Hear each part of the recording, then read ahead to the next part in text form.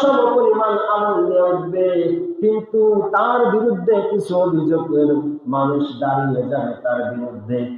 কিসের অভিযোগ? ও আল্লাহ, ওই ব্যক্তির কাছে আমি টাকা পাই, ওই ব্যক্তির কাছে আমি জমি পাই, ওই ব্যক্তি জুলুম করত, ওই ব্যক্তি আত্মসাৎ করে জমি নিয়ে গিয়েছিল।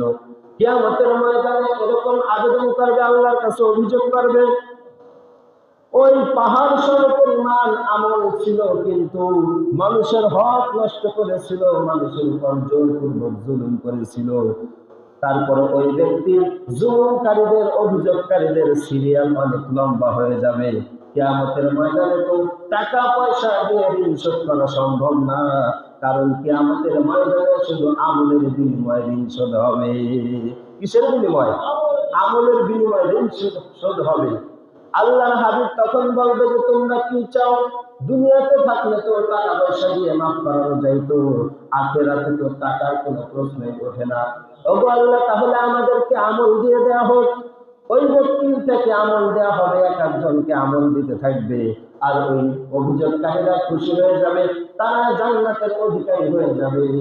আর ওই অভিযোগকারীর আমল সব শেষ হয়ে যাবে, কিন্তু অভিযোগকারীর সিরিয়াল এখনো শেষ হয় নাই।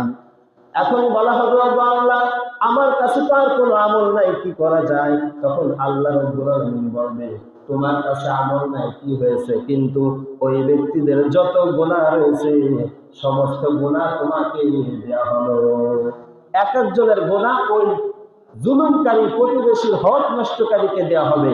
পাহাড় সম পরিমাণ ওই হক নষ্টকারী ব্যক্তি আমল শূন্য হওয়ার কারণে, আমল থেকে আল্লাহ রাব্বুল আলামিন ওই অভিযোগকারীদের গুনাহগুলো সব দেওয়ার কারণে ওই পাহাড় সম পরিমাণ আমলকারী ব্যক্তি জাহান্নামে চলে যাবে।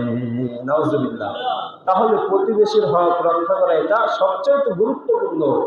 আল্লাহর হাবিব এটা বলেছেন যে প্রতিবেশীর হক, আল্লাহ বলে যে যারা নষ্ট করবে তারা কাল কিয়ামতের ময়দানে আমি আল্লাহর কাঠগড়ায় দাঁড়াবে, এবং ওই বান্দা যে যতক্ষণ পর্যন্ত মাফ না করবে আমি আল্লাহ মাফ করব না।